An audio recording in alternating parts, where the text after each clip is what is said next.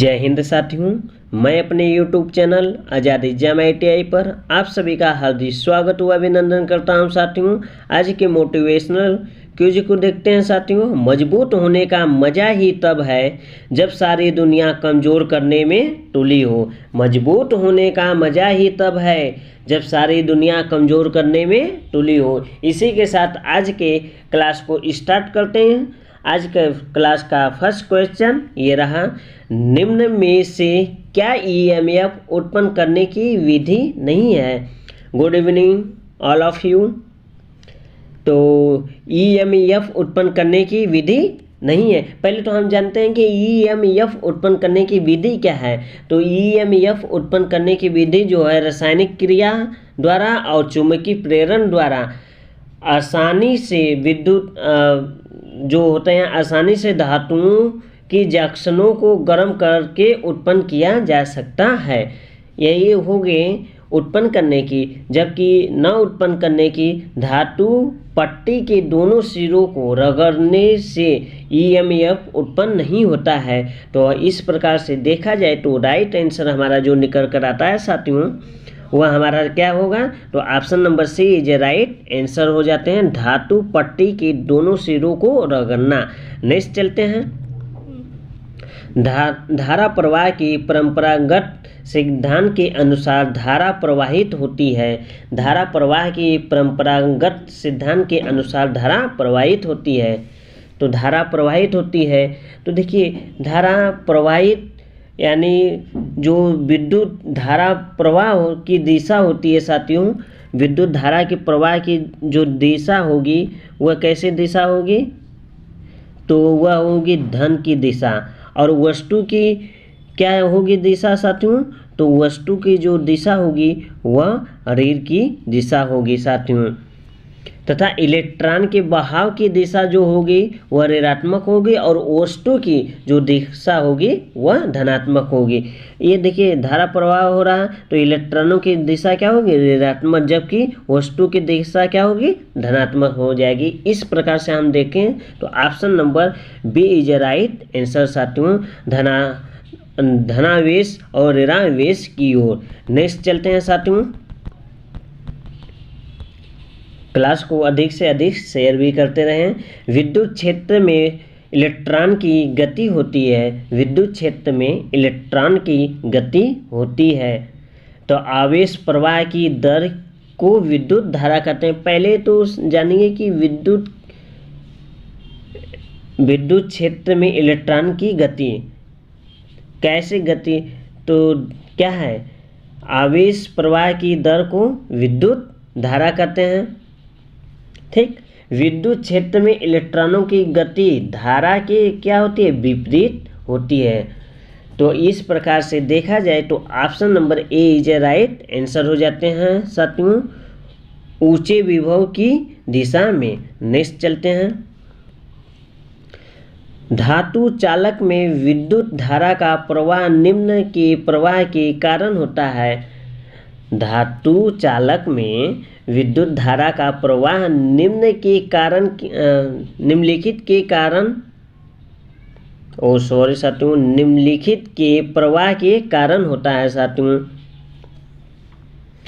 विद्युत धारा की चाल पहले जानिए कि विद्युत धारा की चाल जो होती है वह होती है 3 × 10⁸ के समान होती है। इलेक्ट्रॉन का प्रवाह विद्युत धारा के प्रवाह की दिशा के क्या होता है विपरीत होता है। इलेक्ट्रॉन का प्रवाह विद्युत धारा की दिशा के विपरीत, अर्थात इसको कहें कि इलेक्ट्रॉन का प्रवाह जो होता है वह नेगेटिव होता है, जबकि साथियों, जबकि धारा का प्रवाह जो होता है पॉजिटिव होता है। इस प्रकार से देखा जाए तो option number A is right answer हो जाते हैं इलेक्ट्रॉन। नेक्स्ट चलते हैं।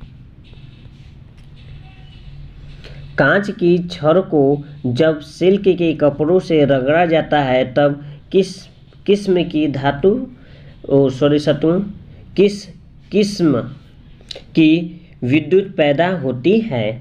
किस किस्म की विद्युत पैदा होती है। तो देखिए कांच की छड़ जो है वह कैसा होता है, धनात्मक होता है, जबकि सिल्क के कपड़े जो होते हैं वह ऋणात्मक होते हैं। तो आप अनुमान लगा ही सकते हैं साथियों कि कांच की छड़ को जब सिल्क के कपड़े से रगड़ा जाता है तब उसमें से क्या उत्पन्न होता है, स्टैटिक विद्युत उत्पन्न होती है। स्टैटिक विद्युत उत्पन्न होती है, कैसे उत्पन्न होती है, क्योंकि कांच का जो छड़ होता है वह धनात्मक होता है, जबकि सिल्क के कपड़े जो होते हैं वह ऋणात्मक होते हैं, इसलिए उसमें स्टैटिक विद्युत उत्पन्न होती है। आप लोग को इतनी बात क्लियर है साथियों?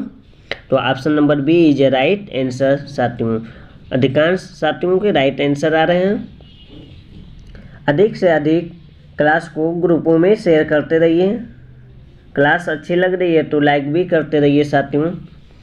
अगर एक कांच की छड़ को रेशम के कपड़े के टुकड़ों को एक साथ रगड़ा जाता है तो कांच की छड़ को रेशम के कपड़ों में हस्तांतरित करती है। क्या करती है? फटाफट कमेंट बॉक्स में कमेंट करते रहिए साथियों। एक क्वेश्चन अभी बताएं साथियों, जो कि कांच की छड़ को रेशम के कपड़े से रगड़ा जाता है तो उसमें कैसी जो होती है कि क्या बोलते हैं, उसमें स्टैटिक विद्युत उत्पन्न होती है साथियों। तो स्टैटिक विद्युत का जो नियम था वे थेल्स नामक वैज्ञानिक ने दिए थे साथियों। देखिए कांच की छड़ को जब रेशम के कपड़ों के यानी कपड़ों से रगड़ा जाता है तो उसमें कांच की छड़ में क्या होता है, इलेक्ट्रॉन होते हैं, जबकि रेशम के कपड़े में हस्तांतरित इस स्थान से दूसरे स्थान तक हस्तांतरित हो जाते हैं, जिसके कारण कांच की छड़ क्या होता है, धनावेश हो जाता है। वह रेशम के कपड़े क्या हो जाते हैं, ऋणावेश हो जाते हैं साथियों। धनावेश और ऋणावेश, तो ये कैसे वो विद्युत हो गई, ये स्टैटिक विद्युत हो गई साथियों। तो इस प्रकार से ऑप्शन की बात की जाए तो option number B is right answer हो जाते हैं साथियों, इलेक्ट्रॉन के कारण। Option number B is a right answer साथियों। नेक्स्ट चलते हैं। नेक्स्ट, एक इलेक्ट्रॉन का चार्ज है, उस इलेक्ट्रॉन के चार्ज के लिए सही विकल्प का चयन करें जो प्राथमिक चार्ज के परिमाण के बराबर होता है। किस इलेक्ट्रॉन का प्रवाह होता है साथियों? फटाफट कमेंट बॉक्स में कमेंट करते रहिए साथियों और क्लास को अधिक से अधिक शेयर भी करते रहिए साथियों। देखिए इलेक्ट्रॉन पर कैसा चार्ज होता है, तो बोले कि इलेक्ट्रॉन पर माइनस चार्ज होता है साथियों। इनकी 1.602 इंटू 10 के पावर कितने होते हैं, 19 कूलाम आवेश होते हैं साथियों।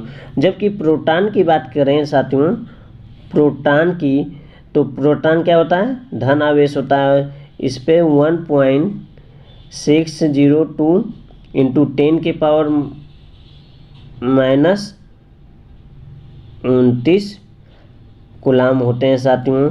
जबकि न्यूट्रॉन क्या होता है, तो न्यूट्रॉन ये उदासीन आवेश होता है। देखिए इलेक्ट्रॉन जितना इलेक्ट्रॉन ऋणात्मक होता है उतना ही प्रोटॉन क्या होता है, धनात्मक होता है। और इलेक्ट्रॉन क्या होता है, न्यूट्रॉन और प्रोटॉन के बाहरी कक्षाओं में चक्कर लगाता है, जबकि प्रोटॉन और न्यूट्रॉन न्यूक्लियस होते हैं, वह नाभिक में स्थित होते हैं। इस प्रकार से देखा जाए तो राइट आंसर की बात की जाए साथियों, तो right answer option number E is right answer साथियों हो जाते हैं। नेक्स्ट चलते हैं साथियों। इतनी बात आप लोग को क्लियर है। अधिक से अधिक क्लास को ग्रुपों में शेयर करते रहिए साथियों।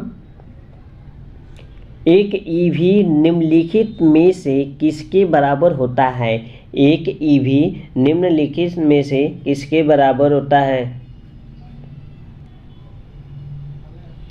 देखिए ईवी का मतलब होता है इलेक्ट्रॉन वोल्ट का मान, यानी किसके बराबर होता है, इलेक्ट्रॉन वोल्ट।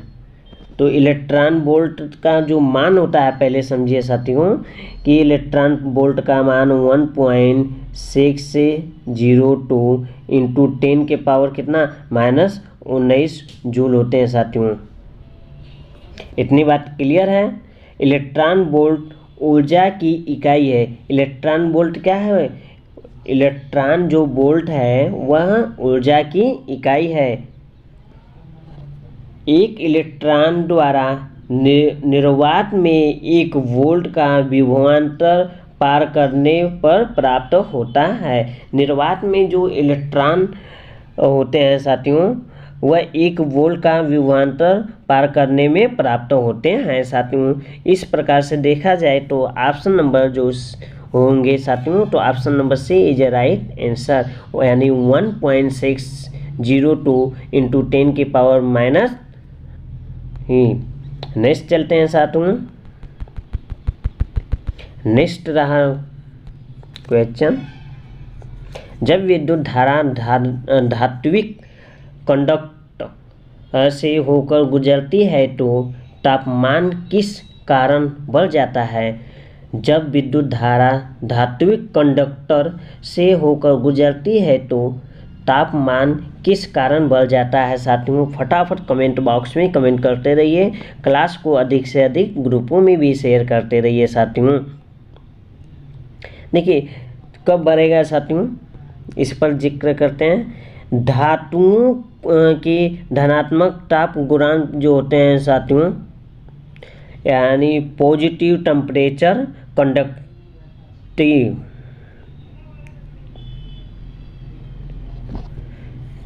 यानी कब होते हैं साथियों? फटाफट, बहुत सही, राइट आंसर आने लगे हैं, बहुत सही। तो कब होंगे साथियों? यानी धातुविक गुणांक के कारण उनका ताप बढ़ता है, इसलिए हैं साथियों। तब उनमें चालक के इलेक्ट्रॉन और परमाणुओं के बीच टकराव होने के कारण, कब? टकराव होने के कारण साथियों। जब विद्युत धारा धात्विक कंडक्टर से होकर गुजरता है, जब विद्युत धारा किनसे होता है? धात्विक कंडक्टर से होकर गुजरता है साथियों, तब होता है। तो इस प्रकार से देखें तो राइट आंसर हो जाते हैं option number A is right answer. चालक इलेक्ट्रॉनों और परमाणुओं के बीच टकराव होने के कारण यह तापमान बढ़ते हैं साथियों। नेक्स्ट चलते हैं साथियों। जब कोई विद्युत आवेश बल का अनुभव करता है तो एक होता है। जब कोई विद्युत आवेश बल का अनुभव करता है तो एक होता है। आवेश, विद्युत आवेश का यानी बल का अनुभव करेगा तो वह एक होता है। कब होता है? विद्युत क्षेत्र तथा चुंबकीय क्षेत्र दोनों दिशा में, सॉरी साथियों, विद्युत क्षेत्र और चुंबकीय क्षेत्र यानी दोनों सदिश राशि हैं। पहले तो राशि हैं, कैसी हैं? तो ये सदिश राशि हैं, इतना तो क्लियर है। सदिश राशि वे राशि होती हैं जिनमें दिशा, परिमाण एवं जो त्रिभुज सदिश योग का पालन करें, जबकि विद्युत धारा तथा विद्युत विभव, जबकि विद्युत धारा व विद्युत विभव कैसी राशि होती हैं? तो यह एक अदिश राशि होती हैं। अदिश राशि वे राशि होती है जिनमें केवल परिमाण होता है, उनमें कोई दिशा नहीं होती है, उन्हें अदिश राशि कहते हैं। यदि सदिश राशि की बात कर दी जाए साथियों, तो सदिश मतलब सही दिशा, जिसमें परिमाण के साथ साथ सही दिशा का अनुभव किया जाता है, उसे सदिश राशि कहते हैं। जबकि जिसमें केवल परिमाण हो, दिशा नहीं, उसे अदिश राशि कहते हैं। अदिश, जिसका कोई दिशा ही ना हो, उसे ही अदिश कहेंगे यार। तो इस प्रकार से देखा जाए साथियों, तो राइट आंसर की बात करें तो राइट आंसर क्या होगा? विद्युत क्षेत्र। विद्युत क्षेत्र ये कैसी है? तो option number A is a right answer. Next चलते हैं। विद्युत आवेश के बीच बल हेतु कूलाम का नियम से सर्वाधिक समान है। फटाफट कमेंट बॉक्स में कमेंट करते रहिए साथियों। राइट आंसर सबके आने चाहिए इसमें। तो क्या होगा साथियों, फटाफट कमेंट बॉक्स में कमेंट करते रहिए साथियों। देखिए ये जो फॉर्म है न्यूटन व गुरुत्वीय नियम के अनुसार आप इनका अध्ययन कर सकते हैं। तो देखते हैं ये क्या होते हैं। ये F1 इक्वल होता है F2 इंटू जी होते हैं M1 इंटू M2 अपान क्या होता है R स्क्वायर, जो कि कूलाम का नियम के लगभग समान होते हैं। इनके ये क्या होते हैं, कूलाम के नियम के लगभग क्या समान होते हैं। यानी अधिकांश प्रश्नों में पूछ लिया जाता है जी का मान क्या होता है। तो 6 इंटू 6 7 इंटू 10 की पावर -11 न्यूटन इंटू मीटर प्रति केजी स्क्वायर। देखिए कोणों के बीच कार्य करने वाले पारंपरिक आकर्षण व गुरुत्वाकर्षण तथा उनके उत्पन्न बल को गुरुत्वाकर्षण बल कहते हैं।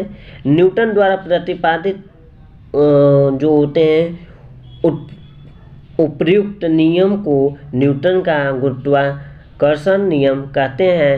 तो हमसे इतना डीपली नहीं पूछेगा, मेरे से ये बस यही पूछेगा गुरुत्वाकर्षण का नियम। तो आप बता सकते हैं गुरुत्वाकर्षण का नियम क्या होता है। F1 इक्वल F2 इक्वल जी M1 M2 अपान R स्क्वायर। या तो फिर ये पूछता है कि जी का मान कितना होता है, तो जी का मान आप इजीली बता सकते हैं 6 इंटू 6 7 इंटू 10 की पावर 11 -11 न्यूटन मीटर स्क्वायर प्रति केजी स्क्वायर होता है। इस प्रकार से ऑप्शन नंबर क्या होगा, तो option number D is right answer, Newton का गुरुत्व नियम। इतनी बात क्लियर है आप लोगों को सभी को। लाइक करने में कंजूसी न करें, आज की लाइक कम से कम 20 होनी चाहिए साथियों। एक सेकेंड के लिए प्रवाहित 1 एम्पियर धारा को एक कहा जाता है। 1 सेकेंड के लिए प्रवाहित 1 एम्पियर धारा को कहा जाता है। क्या कहा जाता है, फटाफट कमेंट बॉक्स में कमेंट करते रहिए साथियों। अब की बार सबके राइट आंसर आने चाहिए। बहुत सही सारे के राइट आंसर भी आने लगे हैं साथियों। चलिए हम देखते हैं, पहले फॉर्मेट देखते हैं। I equal Q upon T। देखिए टू T है तो टाइम, यदि हम इनको T इक्वल T टाइम में एक काम होता है तो अतः I बराबर क्या हो जाएगा, तो I बराबर Q हो सकता है, हाँ हो सकता है। तो ये तो देखिए I पहले ये फॉर्मेट है I equal Q upon T, ये हमारा फॉर्मेट है। इनको क्या किए हैं, टाइम यानी जितना टाइम लगा है 1 सेकेंड में लग गया, तो इनको हम ले सकते हैं I बराबर अतः में I इक्वल Q कर सकते हैं। तो ये हमारा प्रिंसिपल बन गए हैं साथियों। तो देखिए 1 सेकेंड के लिए प्रवाहित 1 एम्पियर धारा को 1 कूलाम कहा जाता है। 1 सेकेंड में प्रवाहित 1 एम्पियर धारा को 1 कूलाम कहा जाता है, क्योंकि आवेश प्रवाह की दर को विद्युत धारा कहते हैं। आवेश प्रवाह की दर को क्या ही कहते हैं, विद्युत धारा कहते हैं। तो इस प्रकार से T इक्वल 1 हो जाता है वहाँ पे, अतः I बराबर Q हो जाता है। तो राइट आंसर हमारा क्या होगा, तो option number A is right answer coulomb. Next चलते हैं। जल्दी से जल्दी अधिकांश ग्रुपों में एक बार फिर से शेयर करते रहिए क्लास को।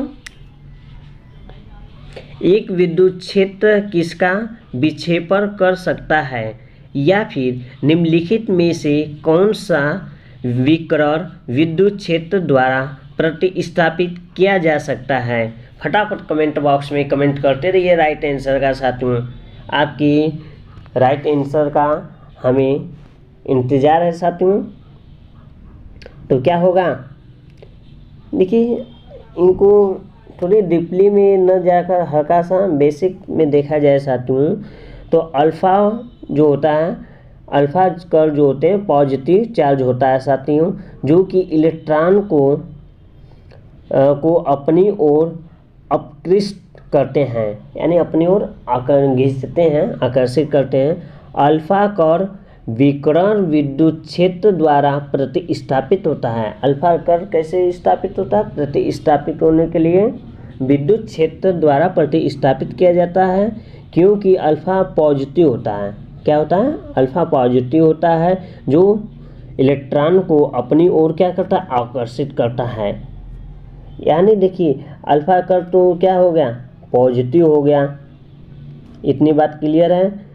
तो इलेक्ट्रॉन क्या हो गया? निगेटिव हो गया। ये क्या करेगा? अपनी ओर आकर्षित करता है साथियों। तो इस प्रकार से हम देखें तो option number C is right answer साथियों, अल्फ़ा कण। नेक्स्ट चलते हैं। एक कूलाम होता है, एक कूलाम होता है। फटाफट कमेंट बॉक्स में कमेंट करते रहिए क्या होगा? एक कूलाम, एक कूलाम होता है। बहुत सही, अधिकांश साथियों के राइट आंसर आ रहे हैं। हम जानते हैं कि क्या जानते हैं? Q इक्वल आई टी, इतना तो हम जानते ही हैं। Q equal I T. आवेश का मान जो होता है धारा तथा समय के गुणनफल के तुल्य होता है। आवेश का मान जो होता है किनके तुल्य होता है? समय के गुणनफल के तुल्य होता है। यह एम्पियर सेकेंड के भी तुल्य होते हैं। तो इस प्रकार से देखा जाए तो ऑप्शन नंबर जो होते हैं हमारे साथियों, वह option number B is right answer हो जाते हैं, 1 एम्पियर सेकेंड। नेक्स्ट चलें, नेक्स्ट चलते हैं। आवेशों के मध्य आकर्षण या अपकर्षण या प्रतिकर्षण का बल किस पर निर्भर होता यानी करता है? किस पर निर्भर करता है? आवेशों के मध्य आकर्षण या अपकर्षण या प्रतिकर्षण का बल किस पर निर्भर करता है? फटाफट कमेंट बॉक्स में कमेंट करते रहिए साथियों। तो क्या होगा? फॉर्मेट से हम देखते हैं तो इनके फॉर्मेट होते हैं F इक्वल के Q1, सॉरी साथियों थोड़ा, हाँ, F इक्वल के Q1 Q2 अपान R स्क्वायर। जहाँ के क्या है हमारा? जहाँ के एक नियतांक है साथियों। नियतांक का मान अधिकांश पूछ लेते हैं प्रश्नों में कि के का मान जो नियतांक है उनके मान कितने होते हैं? तो 9, इनके मान जो होते हैं 9 × 10 की पावर 9 न्यूटन मीटर प्रति सी स्क्वायर होते हैं साथियों। ठीक, आवेश के गुणनफल पर तथा आवेशों के मध्य की दूरी पर आवेशों के मध्य आकर्षण या अपकर्षण निर्भर करता है साथियों। किन पर? मध्य में निर्भर करता है। इस प्रकार से देखा जाए तो option number is right answer हो जाते हैं। देखिए आवेशों के गुणनफल पर भी निर्भर करेगा और आवेशों के मध्य की दूरी पर भी निर्भर करता है।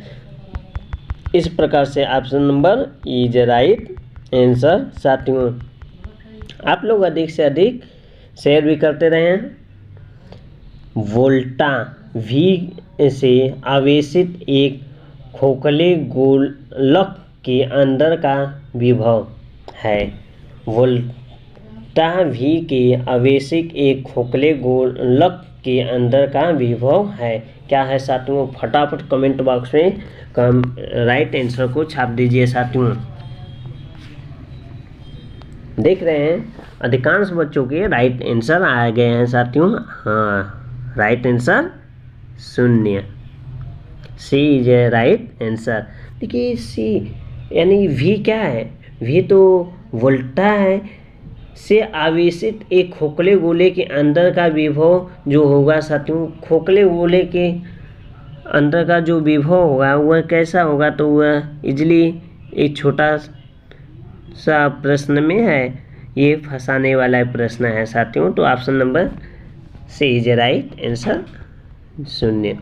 नेक्स्ट, एक बिंदु पर को विद्युत क्षेत्र में स्थित बिंदु पर प्रति इकाई धनात्मक आवेश अनुभव किया गया बल के रूप में परिभाषित किया जाता है।